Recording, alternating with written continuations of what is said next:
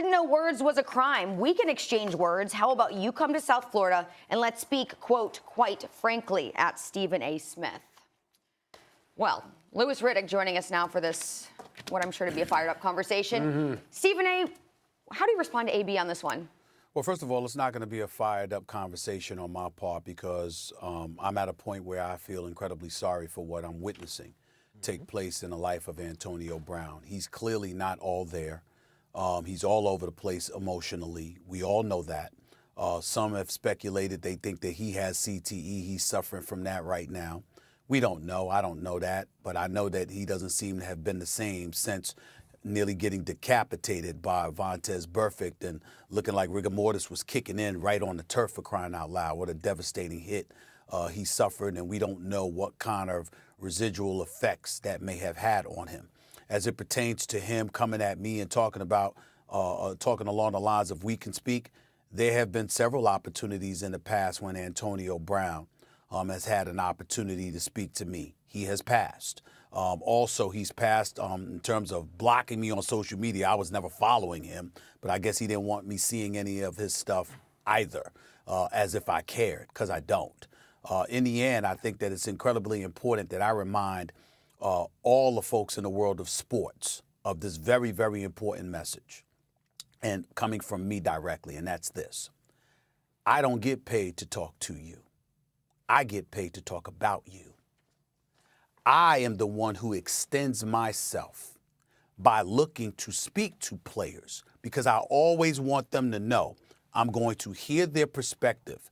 And even if I disagree with it, they can rest assured that if they give me their perspective, I will make sure to accurately depict what that perspective is over the national airwaves, because I believe that's the fair thing to do.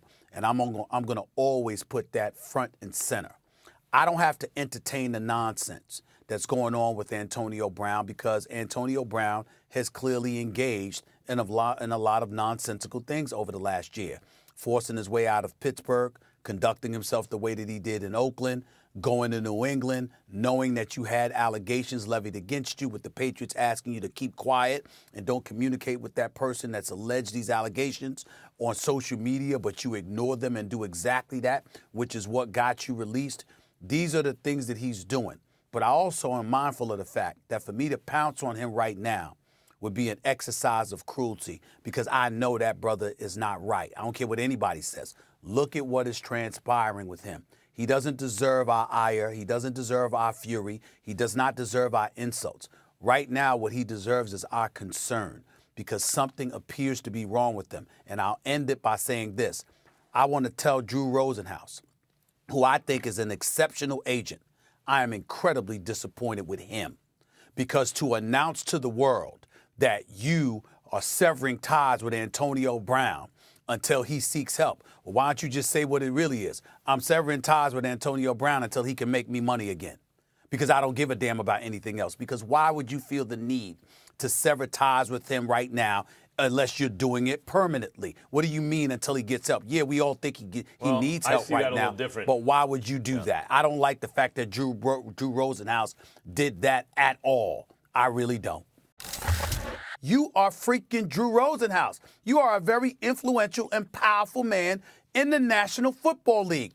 You've got, it's not all about making money sometimes. Sometimes it's about helping that dude that helped get you paid because Antonio Brown was getting paid all of these years when you was getting some of that money as well.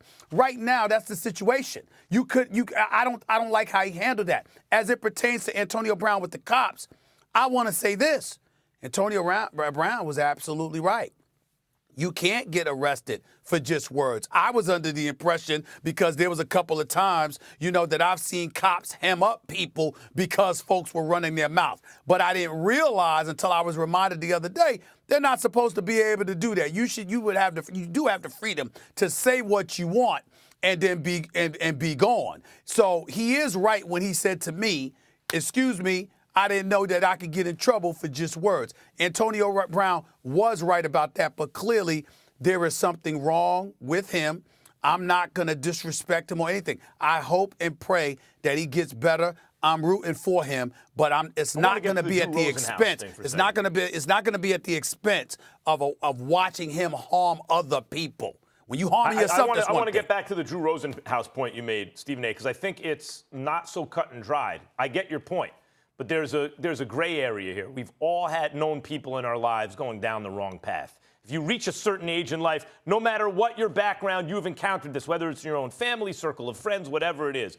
And at a certain point, you can't babysit them. You know, at a certain point, if they're resistant to help, if they're resistant to what you're saying, you got to cut them loose and hope that they're going to hit bottom at a certain point and bounce back up. But why announce it? What I've been disturbed about with Antonio Brown is every time I think, oh, this will wake him up. Now he'll understand. You keep bringing up he couldn't shut up for 36 hours, whatever it was, and he lost $30 million.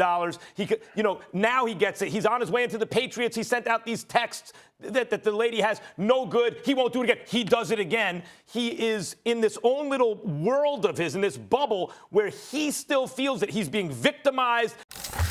None of us find it funny.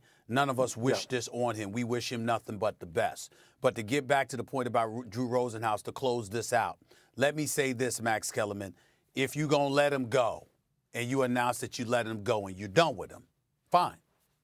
If you're going to help him behind the scenes, then there's no reason to let him go. But to let him go and then say until he gets help, and then you'll be back there. In other words, it's like, I'll be back when you're ready to help me make some more money. That's how it comes across. I'm not saying, I want to be clear. I am not accusing Drew Rosenhaus of feeling that way. I don't know. What I'm challenging Drew Rosenhaus on is the optics, which is something on a professional level he has paid attention to spanning decades. Thanks for watching ESPN on YouTube. For more sports highlights and analysis, be sure to download the ESPN app. And for live streaming sports and premium content, subscribe to ESPN+.